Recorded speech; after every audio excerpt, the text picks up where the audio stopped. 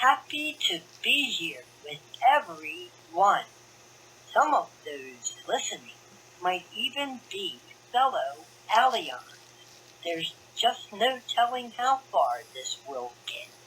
The purpose for coming here today is to share observations I have with those who, like Neo in the Matrix, feel something is wrong.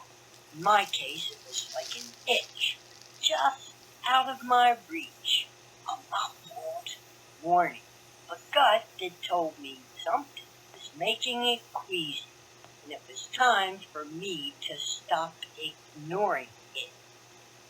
This is heavy-duty material, bordering on the avant-garde. It will challenge the limits of mental endurance and agility.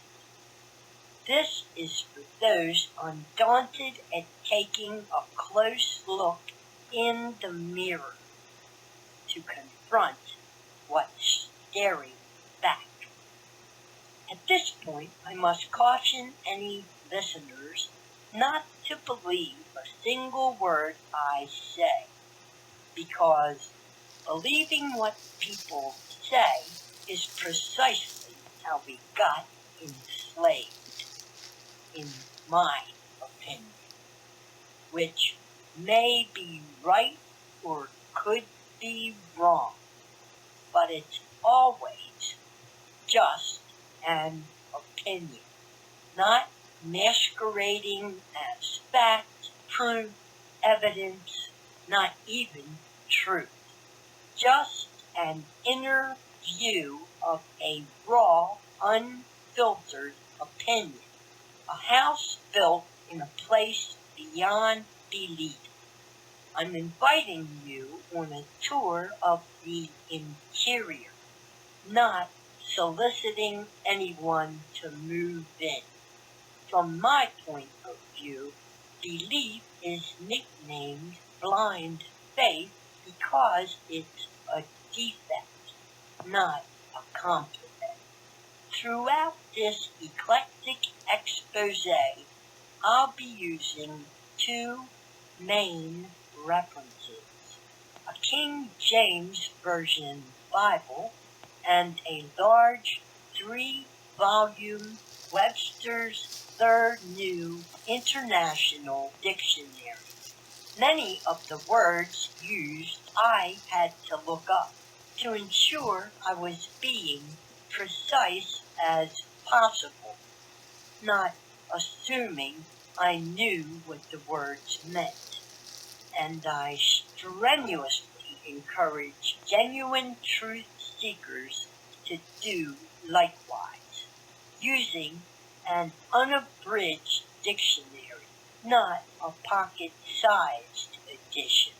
In other words, do one's due diligence. In my case, it was long overdue diligence. If anything, just give this opinion the old smell test. Our eyes see, our ears hear, but our nose knows. Just to set the tone, here's a riddle.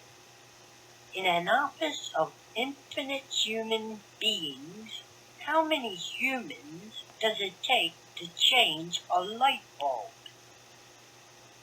Give up? None. Humans are only trained to work in the dark.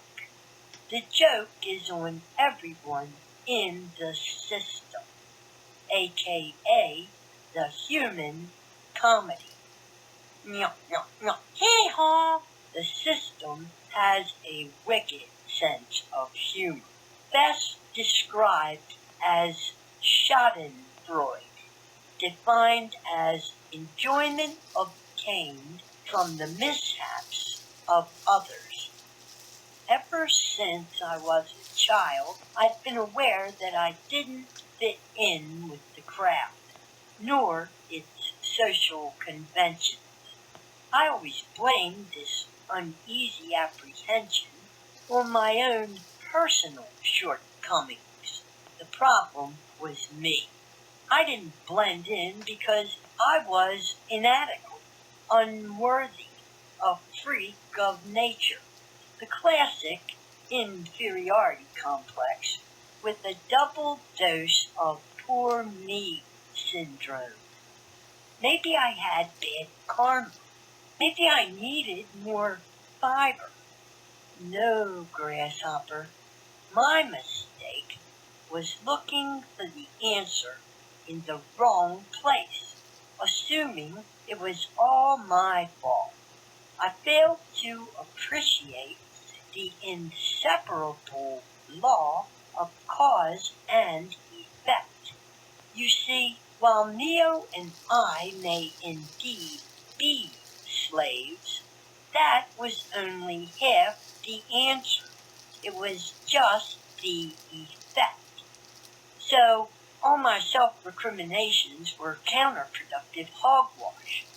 My attention had been erroneously focused on myself.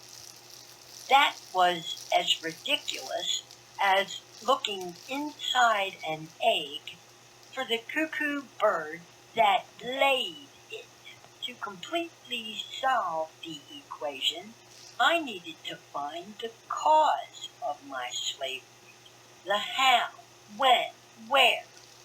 As for the why, that question was a bridge I'd cross if I got to it. The who was undoubtedly this controlling force all around us, called the system. But there were no shackles, no whips, beating me into submission. So how was I a slave? The solution was in that very amendment outlawing slavery, the 13th. Neither slavery nor involuntary servitude. All of the sudden, that murky phrase, involuntary servitude, became crystal clear. The answer hidden in plain sight. What was holding me in bondage was voluntary servitude. So now this internal conflict got even worse. Not only was I a slave, but I had somehow agreed to it. And that's what was disturbing my equanimity. I'd agreed to go against my own free-spirited nature.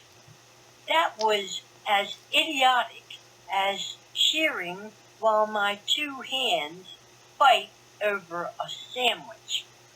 And the only way to keep from starving was to depend on the system to spoon feed me and decide what, when, and how much. I'd be like that glass, never filled to capacity.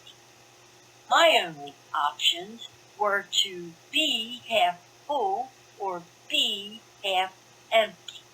My be half. Is that how the system can enter a plea on my be half? Because the system only works with half truth? Well then, what is the whole truth?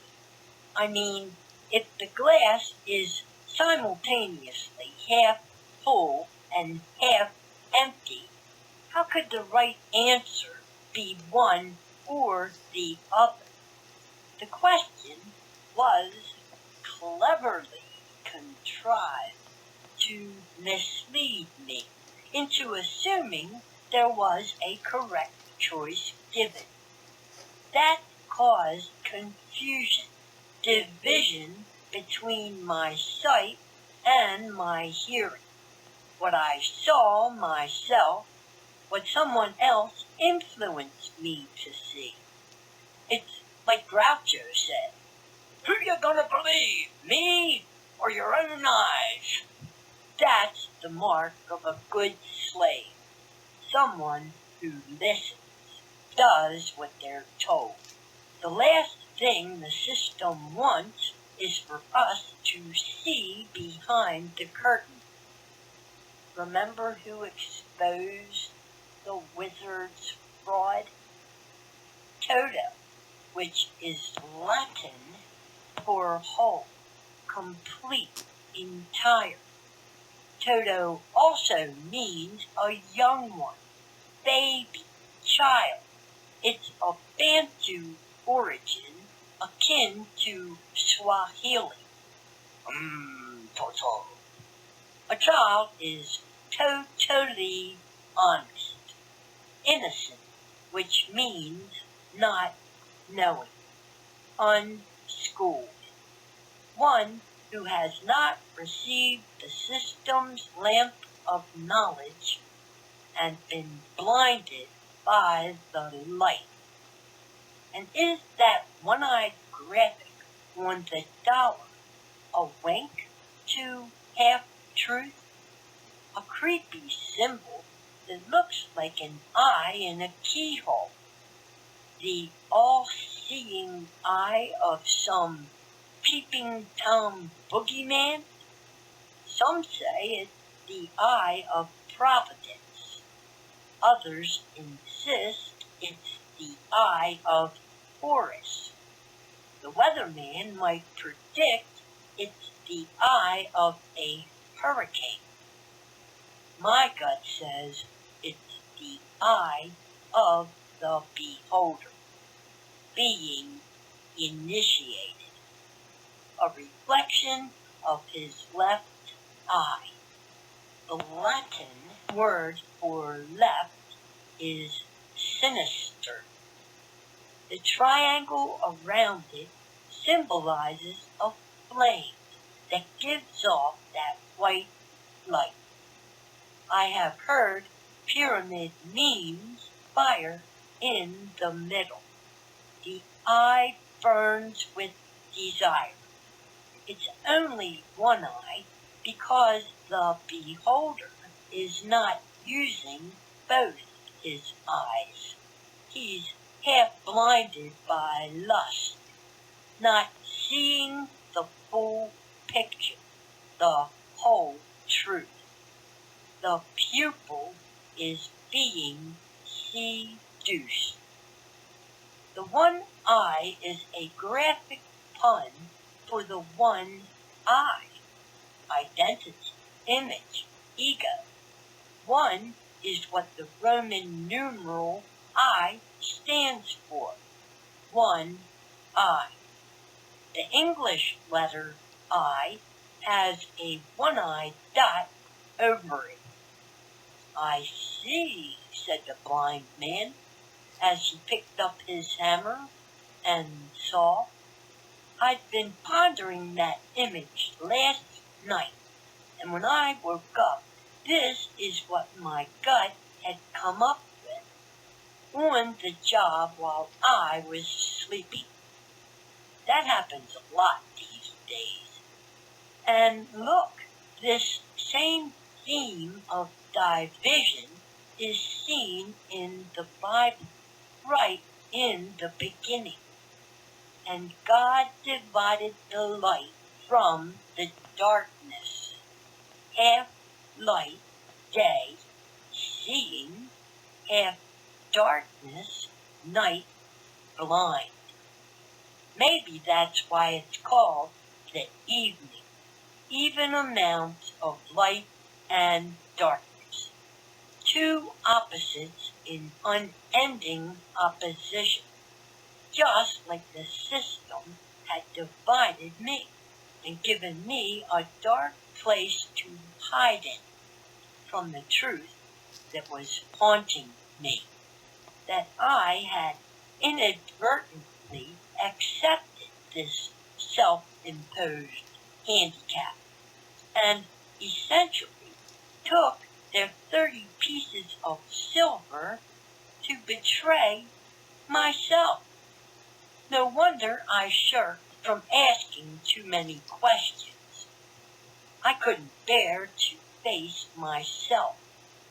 What a dunce. But my gut reminded me that I didn't have all the details. I still didn't know how, when, or where the system had nabbed me. So quit stalling and get into the zone. And so I had to cancel my pity party. I was really starting to rely on the advice of my gut.